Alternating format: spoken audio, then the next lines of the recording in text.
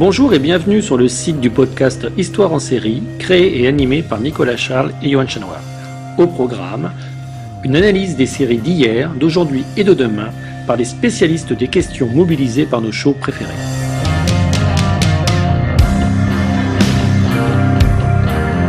Histoire en série, c'est le podcast qui met en relation histoire, sciences humaines et séries.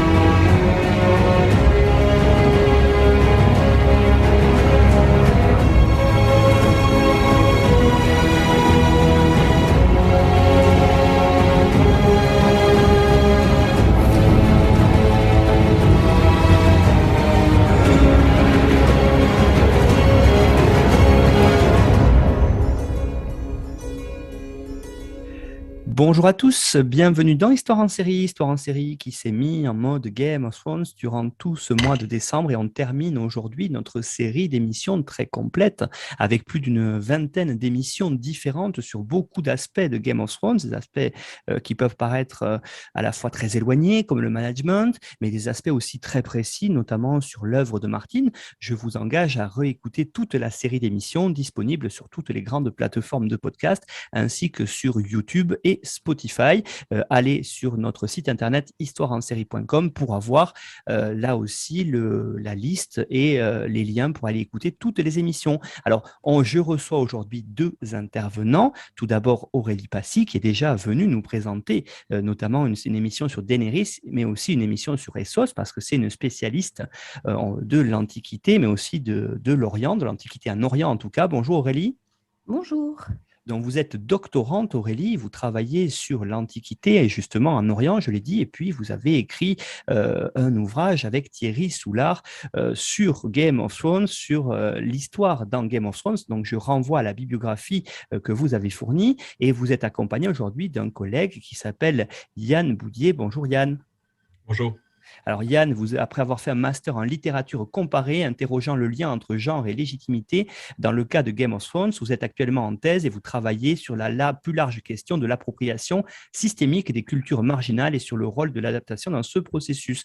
Vous, donc, vous avez tous les deux participé à l'ouvrage collectif qui vient de sortir aux éditions Actu SF, dirigé par Anne Besson, qui est en fait un ouvrage issu d'un colloque qui avait eu lieu sur les imaginales d'Épinal consacré à Game of Thrones. Et donc aujourd'hui, on va faire ensemble une émission que vous avez intitulée une émission sur les héritages de Game of Thrones. Alors, les héritages, justement, peut-être première question pour Aurélie, pourquoi le pluriel ? Et oui, c'est une bonne question. Alors, la série, elle a clairement marqué la décennie 2010-2020. Alors, plus précisément, c'est vrai, la deuxième moitié de la décennie, puisqu'elle devient vraiment extrêmement populaire à partir de la saison 4, essentiellement, et le succès ne s'en démord pas jusqu'à la fin. Il y a d'ailleurs un article dans l'ouvrage que vous venez de citer, Nicolas, à propos de la façon dont les journaux en France ont couvert la série, qui est écrit par Romain Mathieu. Donc, je vous y renvoie pour justement voir aussi que c'est à partir de cette saison 4, donc de 2014, que les journaux s'emparent vraiment pleinement du sujet, hein, et participe au succès de la série. Et du fait d'avoir marqué en fait cette décennie, ça implique des héritages. Hein, pas un seul héritage, mais des héritages au pluriel, que ce soit des héritages au sein de l'industrie télévisuelle, que ce soit des héritages au sein même de la fantasy, les héritages sur les fans, des héritages sur le grand public, pourquoi pas sur les journalistes. Et donc, on va essayer d'aborder un petit peu plusieurs de ces questions, sachant qu'il y a plusieurs de ces thématiques qui ont déjà été abordées au cours des autres émissions auxquelles je vous renvoie. Et je vais laisser la parole du coup à Yann pour poursuivre. Oui, donc le point sur les héritages différents, c'était bien pour préciser qu'on ne va pas faire une liste exhaustive, puisque le succès de Game of Thrones ayant été ce qu'il a été, ce serait vertigineux comme travail. Je ne pense pas qu'on pourrait l'envisager, même en beaucoup plus que 45 minutes, de prétendre à l'exhaustivité, sans compter qu'il y a énormément de choses qu'il reste difficile de mesurer, de quantifier. Voilà, on a évoqué les séries qui vont suivre. Je pense aux nouvelles productions qu'on commence à voir paraître en ce moment. C'est difficile de savoir quelle est la proportion pour les exécutifs, pour les studios, d'influence qui est due à Game of Thrones, si c'est des projets au long cours, si ça vient de complètement ailleurs. On va détailler un petit peu après. Voilà, donc c'était simplement pour récuser l'idée qu'on allait parler de tous les héritages de Game of Thrones et pour dire qu'ils sont nombreux et qu'on va en évoquer quelques-uns. Et du coup, moi, ce que je voulais préciser avant de se pencher sur des exemples concrets de comment est-ce que ça a marqué la période et comment est-ce que ça continue de marquer, disons, la production contemporaine, immédiatement contemporaine, c'est peut-être définir quelques éléments. Donc, on pourra échanger là-dessus. Mais il y a plein de mots qu'on utilise comme allant de soi qui en fait ne vont pas du tout de soi et qui méritent d'être précisés, d'être explicités ou au moins d'être pointés du doigt comme problématiques. Voilà, donc à la louche, je dirais fantasy, je dirais série, je dirais modèle, sans tout lister d'un coup. Moi, ça fait un moment maintenant que j'essaye d'expliquer que le mot de réalisme pose énormément de problèmes, et ce, dès les premières séries de Game of Thrones. Ça ne veut absolument rien dire. La façon dont c'est employé c'est purement un outil de distinction pour dire la fantaisie qu'on propose est plus intéressante, plus adulte, plus mature, plus ambiguë, plus, en somme, peu importe l'adjectif qu'on met derrière, que l'autre fantaisie. Et donc ça, c'est déjà problématique, puisque si ça permet de valider le côté un peu prestigieux qu'a pu avoir la série, qui est complètement vendue par l'appareil marketing d'HBO, qui a le même genre de statut vis-à-vis de la production télévisuelle, c'est une façon de continuer à propager les préjugés qu'il peut y avoir sur la littérature de genre. Voilà, donc il y a quelqu'un qui a beaucoup plus travaillé que moi sur la fantasy, qui s'appelle Ad Berry, qui a posé le concept d'ensemble flou, donc en parlant de la fantasy comme un genre, c'est une notion qui vient des mathématiques, ensemble flou, comme d'un genre pas précisément défini, et donc qui englobe plus de choses et avec des contours qui ne sont pas exacts. Et donc, comme le mot de réalisme, le mot de fantaisie a ses propres problèmes, puisque à chaque fois qu'on parle de cet ensemble, on parle de quelque chose dont on sait qu'il est mal défini.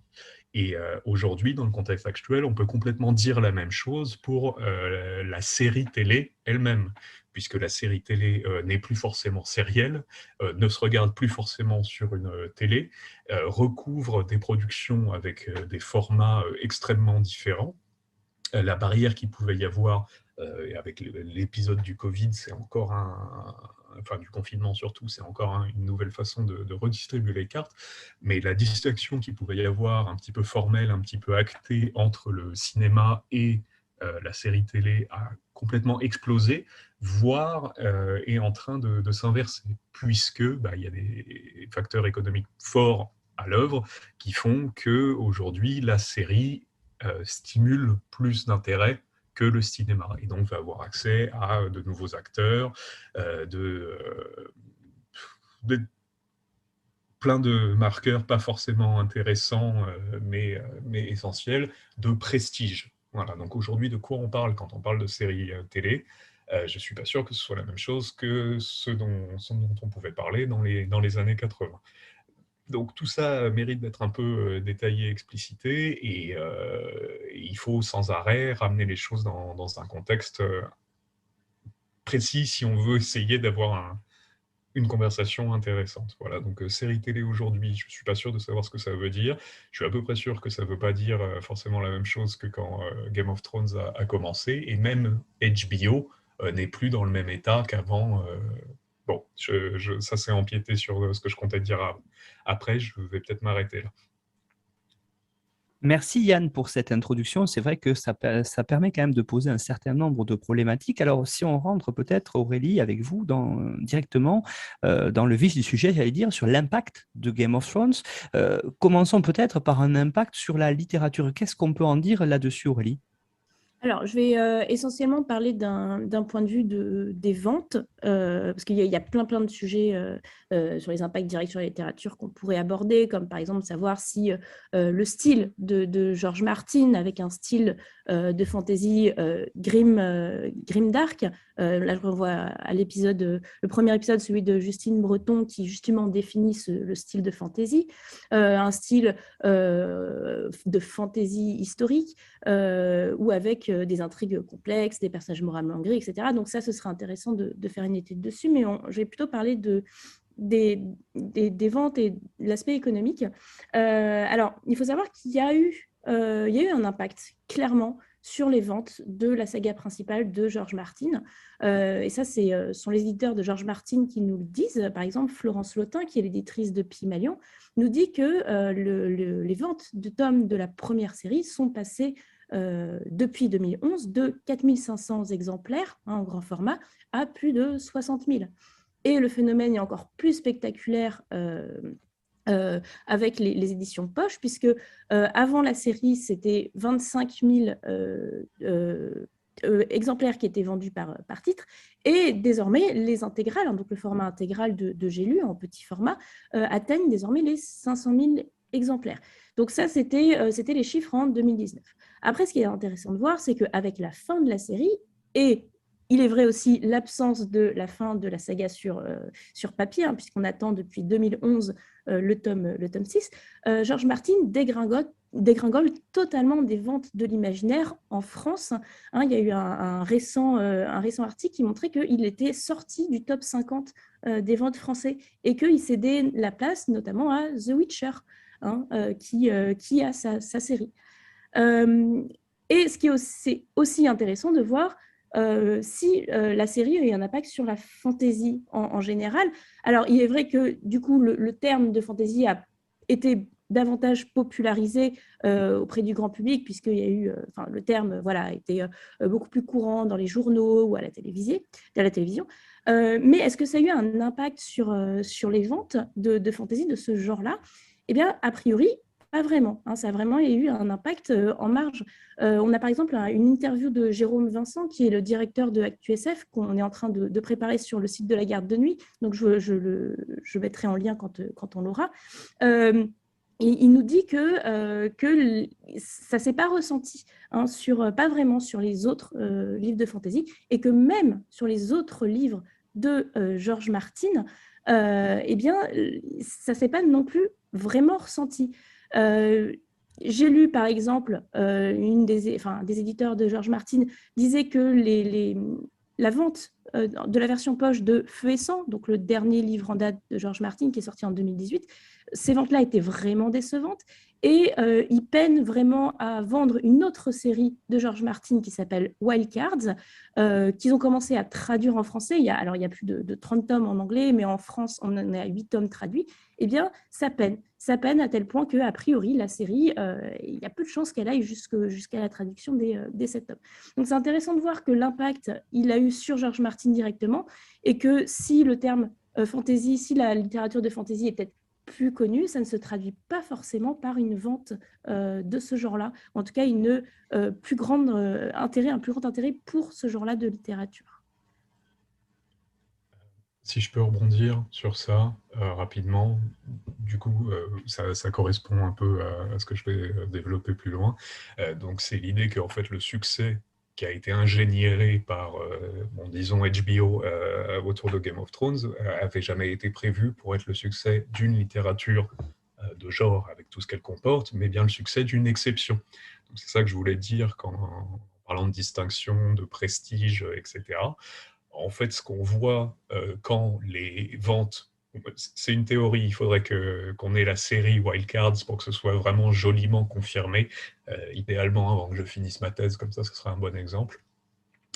Si on pouvait avoir les ventes de Wildcards une fois qu'on avait la série télé, puisqu'il y a une adaptation qui est peut-être en projet, qui commencerait à être diffusée. Et donc là, ce qu'on verrait, en fait, c'est que le succès de vente n'est pas un succès de librairie, n'est pas un succès d'édition, mais simplement la conséquence d'un succès télévisuel. Donc j'y reviendrai peut-être un peu plus tard, mais c'est la notion de ce que j'appelle, et je ne dois pas être le seul, un média soumis. En fait, la sphère d'influence du champ télévisuel est tellement plus grande, tellement plus large et tellement plus lucrative que celle de la librairie, qu'à partir du moment où on a un seul succès télé, eh ben on peut faire des tonnes de succès d'édition sur des échelles d'audience, de public, qui n'ont absolument rien à voir, simplement parce que le média perçu comme étant à l'origine touche un public infiniment plus large. Et que donc si 10% des gens qui regardent la télé achètent des livres, c'est infiniment plus, enfin infiniment non, c'est beaucoup plus que si 10% qui lisent des livres s'intéressent à un nouveau bouquin. Et donc, faute de ça, et bien, évidemment, les tentatives de publication tombent à l'eau, puisqu'il n'y a plus cet énorme battage médiatique de publicité gratuite et un peu constante qu'il y avait autour de Game of Thrones. Vous faites le parallèle et c'est très intéressant avec les séries télé. Alors, j'allais demander à Aurélie justement l'impact direct de Game of Thrones dans les séries télé parce qu'on a Netflix, par exemple, qui a essayé avec The Witcher de dire tiens, c'est le nouveau Game of Thrones. On a toujours cette idée de nouveau Game of Thrones. Alors, pourquoi ça, Aurélie? C'est assez intéressant parce qu'en fait, Game of Thrones a tellement marqué l'ensemble de l'imaginaire populaire que ça en est devenu un marqueur. Et effectivement, on a beaucoup de séries, alors soit qui se revendiquent dans leur propre marketing comme étant le nouveau Game of Thrones. Et effectivement, Nicolas, vous avez parlé de The Witcher, qui effectivement s'est un peu vendu là-dessus. Surtout au départ, ça semble être moins le cas aujourd'hui. Mais on a aussi la série Shadow and Bones, sur Netflix également, alors qui est plutôt dans du young adulte en termes de genre littéraire, mais qui s'est aussi vendu dessus. Sur HBO, on a His Dark Materials, qui, pareil, c'est aussi vendu dessus. À l'inverse, j'ai l'impression qu'aujourd'hui, on peut avoir aussi des séries qui se construisent, alors non pas contre Game of Thrones, mais en montrant comment est-ce que leur série se distingue de Game of Thrones. C'est par exemple le cas de La Roue du Temps. Alors si beaucoup de journalistes ont comparé La Roue du Temps à Game of Thrones, les acteurs en eux-mêmes et les réalisateurs, en fait, au contraire, essayent de montrer une certaine différence. Il y a notamment une interview de Rosamund Pike, donc l'actrice qui joue Moiraine dans La Roue du Temps, qui montre en quoi La Roue du Temps se distingue de Game of Thrones.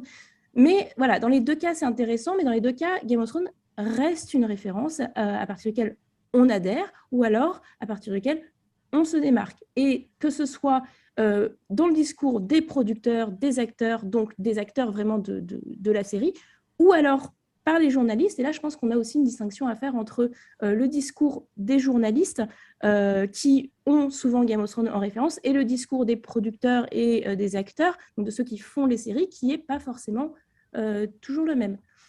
Après, simplement pour rebondir aussi sur ce que disait Yann sur justement ce mélange de code, du fait qu'une série d'année 2010 et une série aujourd'hui, ça n'a plus les mêmes codes.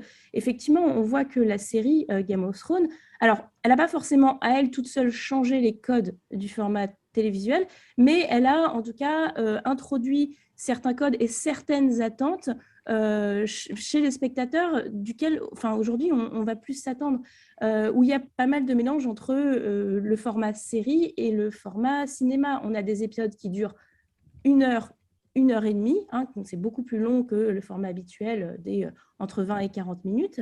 On a aussi une production qui coûte vraiment très très cher et des séances de tournage qui sont vraiment dignes de films. Par exemple, le tournage de La Longue Nuit sur la dernière saison, c'est 55 nuits de tournage uniquement pour les extérieurs. Donc c'est vraiment des productions qui sont monstrueuses. Et donc c'est vrai que le format de série a changé. Et c'est aussi intéressant de voir que, par exemple, Game of Thrones, les showrunners, au départ, voulaient qu'elle se finisse au cinéma et non pas en série TV. Donc, je pense qu'il faudra encore attendre quelques années avant de voir si l'impact de Game of Thrones a été durable. Mais en tout cas, voilà, il y a eu quelque chose que la série a mis en avant et en avant, en tout cas aux yeux du spectateur qui, aujourd'hui, s'attend à peut-être d'autres codes que ce qu'elle pouvait attendre avant Game of Thrones.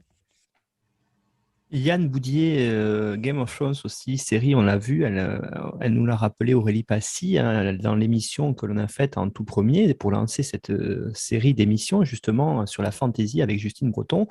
Sur la perception de la fantasy comme un genre, est-ce que là aussi il y a une vraie, d'après vous, il y a un vrai impact de Game of Thrones?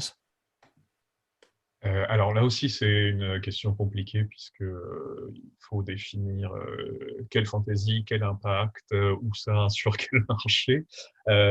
Mais je vais partir de ce qui a toujours été mon fer de bataille. C'est, je pose un postulat. La littérature de genre, en général, dont la fantasy n'est pas considérée comme de la littérature et méprisée. Et je ne suis pas sûr que ça ait bougé. Et si ça bouge, je ne pense pas que ce soit à cause de Game of Thrones. C'est-à-dire que les accolades se multiplient. Je pense que c'est très difficile de passer à côté de l'exposition qu'il y a pu y avoir sur Tolkien à la BNF, par exemple. Là, je pense qu'en termes de consécration, bon, ça reste que dans le microcosme francophone, donc il faut, pareil, relativiser sur ça, mais c'est difficile d'imaginer un plus grand honneur. Mais ça dépasse le cadre de la conviction profonde, l'idée que le mépris est encore là. Et donc, ce que je disais au début, c'est que le choix, et ça, pour le coup, c'est un choix, des showrunners ou de l'appareil marketing de HBO, et qui existe déjà dans certains choix d'édition sur les premiers tomes de A Song of Ice and Fire de George Martin, de faire de la distinction, c'est-à-dire de définir justement l'œuvre comme étant singulière parce qu'elle est ce que le genre n'est pas. Et ben ça participe de confirmer des préjugés qui sont problématiques. Quand on dit c'est de la fantaisie mais pour adultes, on dit aussi la fantaisie n'est pas un genre pour adultes.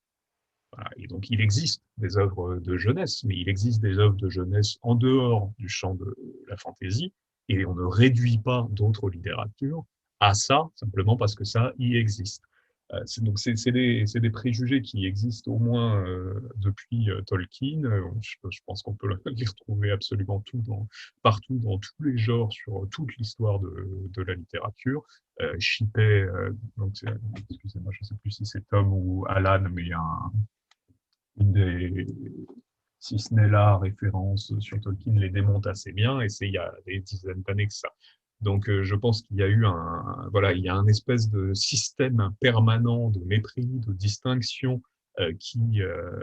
dont on n'est pas prêt de sortir. Et la réponse donc, que Game of Thrones apporte, c'est oui, mais nous, ça va, oui, mais nous, on est mieux, oui, mais nous, on est conforme à ce que les gens normaux, pas les geeks, pas tout ça, estiment être de la littérature convenable, de la littérature pour adultes, un passe-temps pour gens avec du vrai goût. Ben, ça, évidemment, ça ne fait rien pour aider le genre. Et juste pour rebondir rapidement sur ce que disait Aurélie à propos de Wheel of Time, je trouve ça intéressant aussi parce qu'il faut prendre ces paroles, donc la volonté de se distinguer de Game of Thrones, à l'aune, à mon sens, pas du succès de Game of Thrones, mais des préoccupations qu'il y a pu avoir à cause de Parler d'échec, c'est peut-être fort, mais de l'énorme déception qu'a été la dernière saison.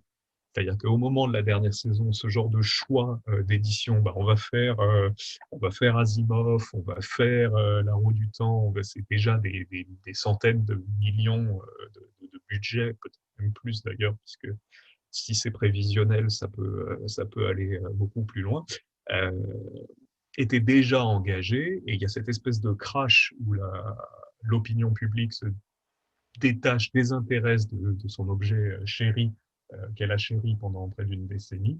Et donc ça, ce sont des inquiétudes pour ceux qui ont investi les capitaux, pour ceux qui ont fait le pari de ces genres-là. Et donc, à mon avis, ça conditionne complètement ce genre de paroles.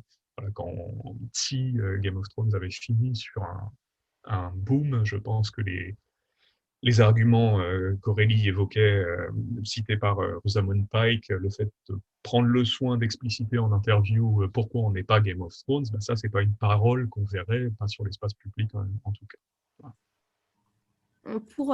Alors pour apporter peut-être quelques nuances à ce que tu disais, Yann, par rapport au mépris du genre, etc.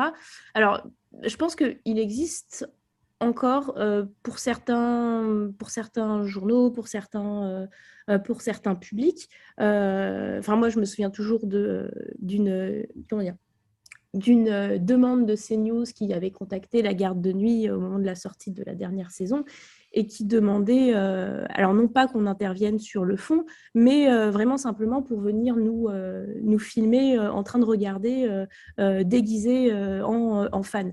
Donc c'était un peu, voilà, on l'a pris un petit peu comme une sorte de mépris. Après, le dîner de con façon fantasy. Ouais, après, c'est aussi le format de CNews dont on connaît la réputation. C'est clairement pas la seule non plus faire du sensationnalisme. C'est pas le genre qui, clairement, on peut pas s'attendre forcément à quelque chose de profond sur ces chaînes-là. Mais voilà, effectivement, il existe. Ceci dit, je trouve, en tout cas, qu'il y a une certaine... en tout cas, la fantaisie est mieux vu. Alors oui, effectivement, ça reste encore des exceptions comme Tolkien, etc. Mais par exemple, à un niveau assez local, sur pas mal de médiathèques ou de bibliothèques dans les villes, on a régulièrement des expositions sur la fantaisie ou alors des thématiques. Moi, je me souviens que j'étais intervenue sur une table ronde dans une médiathèque sur les séries et leur impact, etc.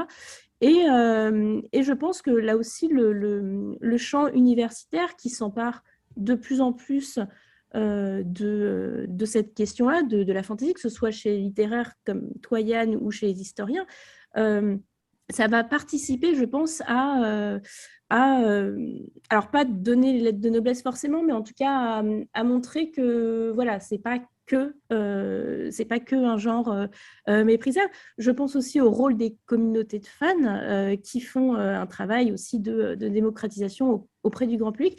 Donc moi, je pense, peut-être sur une note plus positive, que la fantaisie, même si elle ne se départira pas toujours d'une image négative auprès de tous les publics, mais comme par exemple le polar ou comme d'autres genres, je pense que ça ira vers en tout cas une meilleure acceptation, en tout cas une meilleure prise en considération auprès du grand public. Yann Boudier, cet héritage de Game of Thrones, finalement, ça a été tellement exceptionnel, on va dire, pour HBO, comme que les autres ont voulu l'imiter, mais est-ce que finalement on peut le reproduire ? Alors, à mon sens, non, mais c'est pas quelque chose qui tient à la série. Rapide réponse à Aurélie. En fait, moi, ce qui m'intéresse là dans l'expression, c'est la notion de grand public. En fait, le grand public, c'est nous, c'est les consommateurs de fantasy, c'est les consommateurs d'imaginaire, c'est les consommateurs de SF, peut-être plus maintenant, mais F. Ça, c'est la majeure partie de la production, des ventes, du culturel contemporain. Et pourtant, on est quand même considérés comme des marginaux. Donc cette dualité de traitement entre, clairement, c'est les plus gros vendeurs, c'est les plus gros producteurs, c'est les plus beaux, et l'idée que quand même, il y ait quelque chose qui soit grand public, qui prenne une précédence sur ça dans l'espace public, ça prouve qu'il y a encore des faiseurs de goût, des décideurs, des marqueurs d'opinion qui ne laisse pas la place qu'elle devait avoir à, disons-le rapidement, nos littératures. Voilà sur ça. Donc, pour revenir sur Game of Thrones, est-ce que c'est un succès reproductible? Alors, à mon sens, non, et pas du tout, parce que tout a changé entre-temps. Et que ce qu'est l'industrie, on va dire, de la production de contenu télévisuel, a été et en bouleversement énorme. Je pense que Netflix a complètement redistribué les cartes avec son projet original et ce qu'il proposait au début, et que peut-être que maintenant on est en train de basculer dans le post Netflix, parce qu'on a de nouveaux acteurs qui arrivent en jeu, et donc je pense que tout le monde les a vus, Amazon, Disney qui est plus gros que jamais, et tout ça va, comment dire, c'est compliqué d'être en compétition quand on veut faire de la série télé, quand le produit qu'on essaye de vendre, c'est de la série télé, avec des gens qui opèrent à des budgets, à des niveaux qui dépassent de très très loin ce qu'on peut imaginer. HBO, c'était pas un petit studio amateur qui a eu de la chance, hein, c'est quand même des décennies ça mériterait d'être démonté aussi comme terme, mais disons-le rapidement, de quality TV. D'accord. Beaucoup de productions ont réussi à être exceptionnelles, à se distinguer du champ télévisuel pour certains. C'est encore de la distinction, mais certains marqueurs de qualité qui, sur le temps, peuvent être vus comme irréfutables. Et ce que j'essayais de dire à propos de Game of Thrones, c'est que la série a pu paraître, se faire passer pour une œuvre exceptionnelle avant d'être vu, avant de commencer à être visionné, parce qu'il surfait sur le crédit culturel, sur les succès précédents de HBO. Voilà, donc HBO n'est plus l'entreprise qu'elle était avant Game of Thrones, et le marché de l'audiovisuel n'est plus ce qu'il était avant Game of Thrones.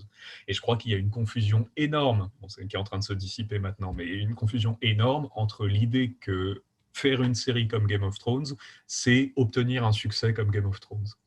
Je ne sais pas comment on traduit Perfect Storm en français, mais où on a l'idée que toutes les conditions étaient réunies. Voilà, c'est bien.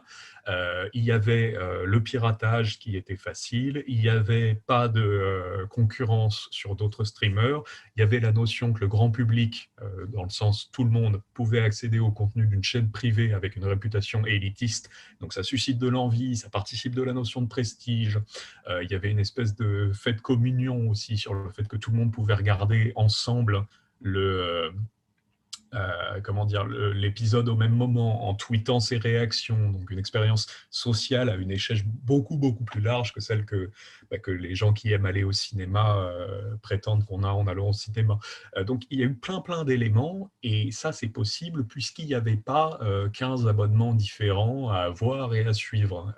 Et là clairement il y a une concurrence sur les contenus, sur qui sera le plus prestigieux, qui sera le plus fidèle au livre, et toutes ces questions qui sont absolument pas pertinentes ni intéressantes, et c'est se louper sur à quel point c'était singulier comme moment dans l'histoire, et comme rencontre entre quelqu'un qui avait déjà son public, George Martin, de fans, et quelqu'un qui avait déjà son public de fans, HBO. Voilà, donc cette idée qu'il suffit de prendre 10 points et de reproduire la formule, même si on obtient de très bonnes séries, il faudra beaucoup plus que ça pour obtenir un succès comparable. C'est vrai que, je rebondis sur ce que tu as dit, sur le fait que ça a vraiment changé. Effectivement, l'univers, mais même l'univers économique a totalement changé depuis 2011, maintenant, puisqu'on a les gros géants qui sont vraiment montés en puissance, donc Netflix, Amazon, Disney+, etc. L'attaque des titans.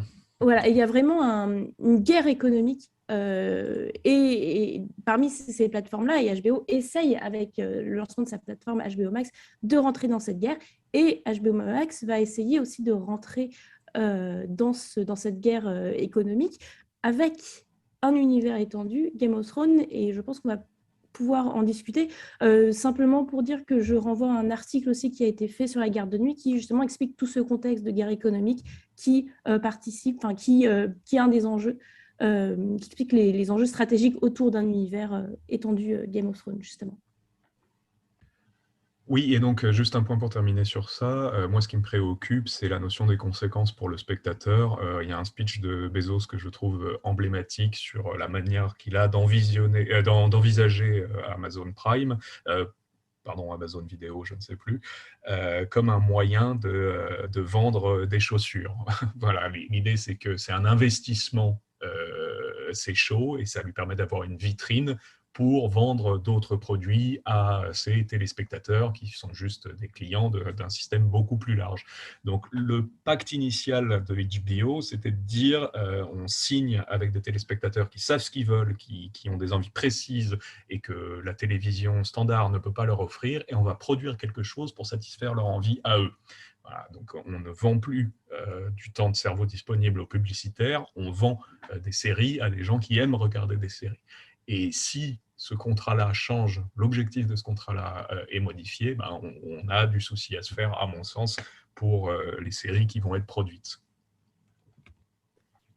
Maintenant, j'aimerais qu'on voit une autre thématique qui est celui de l'univers étendu de Game of Thrones, parce que c'est vrai qu'on a dit tout au long de l'émission que Game of Thrones avait été un modèle, mais dans ce cadre-là, il y a eu effectivement une politique de transmédialité tout à fait à part de la part d'HBO, et je renvoie pour cela les auditeurs et auditrices à l'épisode qu'on a enregistré notamment avec Mélanie Bourda, hein, qui a montré que pour lancer la série, il y avait une vraie politique de transmédialité.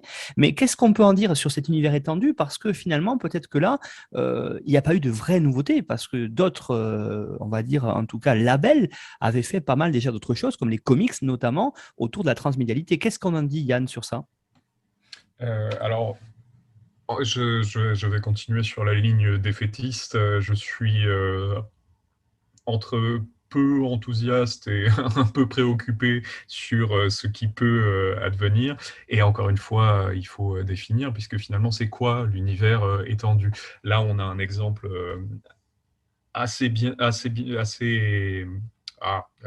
forte capacité illustrative autour du personnage de George Martin, qui du coup a été utilisé pour vendre du papier ou vendre des adaptations. Donc, qu'est-ce que c'est que l'univers étendu? Est-ce que c'est simplement les choses qui tournent autour du monde de Westeros et Essos, auquel cas il y a déjà... Planétos, auquel cas il y a déjà beaucoup à faire avec ça, ou bien est-ce que ce sont les œuvres dont George Martin est l'auteur? Et dans ce cas-là, on se pose la question de Wildcards. On peut aussi regarder ce que Night Flyers a donné sur Sci-Fi, où à un moment, il y a eu un appareil purement financier, disons, qui s'est dit que George Martin, c'était une licence pour imprimer de l'argent et que ça allait remplacer ce qu'a été Marvel, ce qu'a été Star Wars, ce qu'a été Le Hobbit ou Harry Potter avant. Et là, pour l'instant, on est quand même sur une série de flops. Donc, d'un emballement où tout est possible et on va faire 150 000 pilotes différents pendant que la série est au pic de son succès, où donc on se dit c'est bon, c'est le filon, on va continuer à creuser jusqu'au bout, ou c'est après saison 8 et ça retombe comme un soufflet, et où les projets sont soit abandonnés, soit en stand-by, soit on attend de voir comment les autres se débrouillent à côté. Je pense que le fait que Jupiter's Legacy soit annulé sur Netflix, donc une série de super-héros dans laquelle ils se sont lancés après que Disney leur ait retiré le droit d'exploitation qu'ils avaient commencé à utiliser pour Daredevil, Punisher et tout ce que j'ai oublié. Voilà, ça prouve que c'est pas parce qu'on a eu une formule qui fonctionne à un moment qu'il suffit de faire un copier-coller en espérant que la magie recolle. Voilà, donc Night Flyers, je pense que objectivement un bide. Le fait qu'on sache... Bon, il y en a au moins un qui se précise, donc je vais peut-être laisser Aurélie en parler plus précisément, mais le fait qu'on ne sache plus trop sur quel pied danser avec les différents projets étendue d'exploration de l'univers étendu de George Martin, ça peut laisser se dire que la magie ne va pas réopérer tout de suite. Ouais, justement, pour revenir sur ce que disait Yann, sur le fait qu'il y ait d'autres œuvres de George Martin qui sont adaptées, il y a eu cette dernière année ou ces 2 dernières années, plusieurs projets qui ont été annoncés d'œuvres de George Martin qui allaient être adaptés. Night Flyers était justement un des précurseurs sur ce point-là, donc on verra ce que ça donnera en effet. Et pour en revenir à ce projet de Game of Thrones verse, comme on va l'appeler, oui, c'est effectivement intéressant de voir que là, HBO en fait cherche à faire un petit peu comme Marvel et comme Star Wars, enfin comme Disney, quoi, en étendant de façon, sur plusieurs médias cet univers. Donc, on est totalement dans la thématique de la transmédialité. Alors, l'univers du Trône de Fer a clairement pas attendu la série TV pour se développer sur d'autres plateformes, en comics, en jeux de rôle, en jeux de cartes, etc., et autres produits plus ou moins marketing. Mais c'est vrai qu'avec HBO, on va entrer là dans une... Alors peut-être une nouvelle ère, parce que si jamais House of the Dragon, donc qui est le prochain préquel qui est attendu, fait un bid, ça remettra peut-être en cause tout ce projet de HBO, parce que HBO a vraiment décidé de mettre ses cartes sur Game of Thrones et sur cet univers étendu. Aujourd'hui, on en est à peu près 6 projets qui sont en cours d'écriture. Alors peut-être 7 ou 8, ce n'est pas encore très clair. Le plus avancé est House of the Dragon, donc la sortie est validée. Enfin, le projet, là, le tournage, a priori, le tournage, c'est fini cette dernière semaine. Donc, voilà, ce mi-décembre. Et une sortie qui est prévue en 2022, on ne sait pas trop encore. Mais on a au moins 5 autres projets de séries à des stades plus ou moins avancés. On sait qu'il y a au moins 3 séries dont il y a un scénariste qui est attaché au projet. Et aussi, élément intéressant, c'est qu'on a 2 séries animées parmi ces projets-là.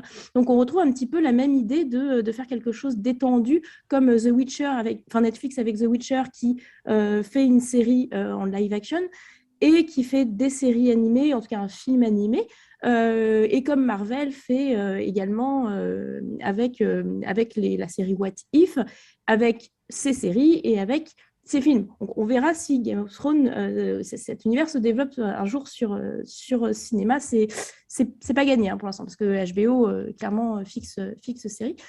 Et donc, faut voir ce que ça donnera. Moi, j'avoue que j'ai plutôt, on va peut-être finir sur une note peu positive, plutôt un bon a priori sur House of the Dragon, qui est confié à quelqu'un qui est proche de Martin, qui en plus a montré dans les premiers visuels que certes, elle prenait appui sur la série mère, mais qu'il y avait une recherche, en tout cas dans les premiers visuels qu'on voit, de s'en distinguer un petit peu. On a un visuel différent pour le Trône de Fer, on n'a pas les mêmes costumes, etc. Restera à voir si la série se distinguera sur les thèmes et les enjeux. C'est assez peu probable, je pense, puisque le scénario de base, l'histoire de base suit quand même beaucoup ce qu'on a dans Game of Thrones. Mais il faudra voir justement comment l'adaptation transformera le matériau de base qu'ils ont et comment est-ce que cela sera mis en scène différemment. A priori, il semblerait que la série va jouer sur la chronologie en faisant différentes périodes. Donc, est-ce que ça remettra de la nouveauté par rapport à ce qu'on a vu dans Game of Thrones? On verra. Moi, je dis, pour l'instant, je suis plutôt conquise par ce qu'on voit. Oui, mais du coup, l'idée de reproduire le succès de Game of Thrones et du coup de justifier les investissements colossaux que ça représente de développer quelque chose verse, donc avec différents médias, différentes séries, etc. Ça risque d'être quand même sérieusement en danger, puisqu'il y a maintenant une concurrence énorme d'autres gens qui ont beaucoup plus d'argent que HBO, que AT&T a divorcé de Warner Media, en a fait un partenariat avec Discovery, donc les gens qui ont racheté la boutique s'en sont séparés puisque c'était trop compliqué, trop loin de leur corps d'affaires, donc probablement une perte de capitaux de ce côté-là qui risque de rendre les choses difficiles.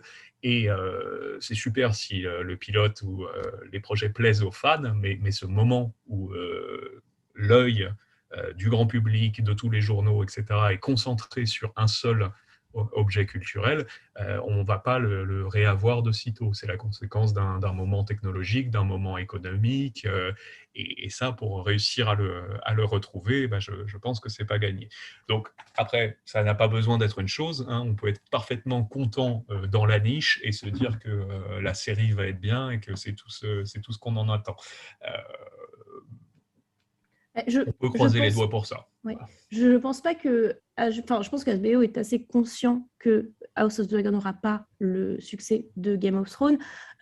Mais voilà, je ne pense pas que c'est non plus quelque chose qui cherche à refaire, même si clairement on va surfer sur Game of Thrones. Là, en tout cas, l'idée, ça a l'air d'être plus maintenir par la quantité plutôt que par quelque chose de... on verra pour le qualitatif, hein, mais en tout cas par la quantité. Mais parmi, en tout cas, toutes ces séries, on aura peut-être une pépite qui un jour sortira. Je te rejoins assez sur le fait qu'on n'aura clairement pas une expérience comme Game of Thrones, mais ça pourrait être quelque chose qui, je pense, sera sympathique et intéressant aussi à analyser. Donc, ça promet d'autres émissions de Histoire en série.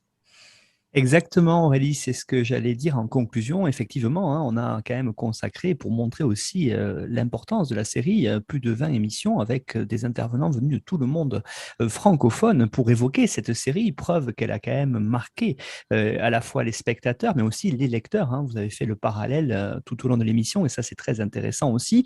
Alors, cette émission qui était la dernière donc, de notre série se retrouve comme toutes, hein, sur toutes les grandes plateformes de podcast et sur YouTube et Spotify. Vous pouvez aller l'écouter. Vous pouvez aller aussi laisser des avis sur Twitter et sur notre groupe Facebook. Ça nous aide aussi à progresser. Et puis, je ne sais pas ce qu'on réservera l'année prochaine, en tout cas, comme peut-être une autre série. Mais c'est vrai qu'une série qui a un tel matériau, en tout cas, à la fois, comme Aurélie l'a dit, hein, sur les recherches en histoire, voire dans la littérature, c'est quand même quelque chose déjà d'exceptionnel. Et on le voit bien aussi à travers le site de La Garde de Nuit, hein, qui est l'association francophone des fans de Game of Thrones, qui est la principale association, qui est notre partenaire pour cette série d'émissions. On voit bien avec les réactions qu'il y a là aussi de l'attente et de l'écoute, preuve que même si la série en mère, j'allais dire, hein, est terminée, on attend les autres séries et le préquel en 2022, House of the Dragon sur OCS.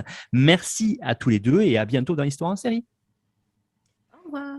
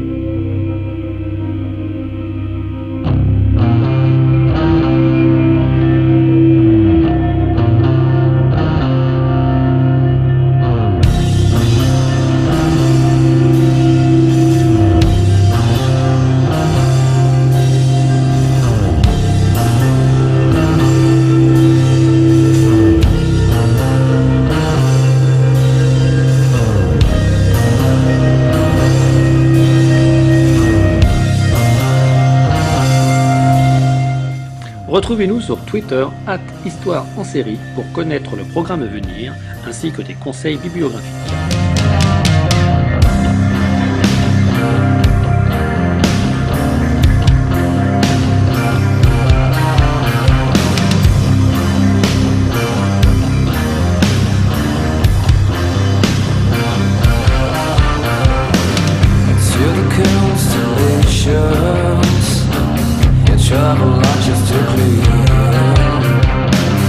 Such a beautiful blonde, it populates your body.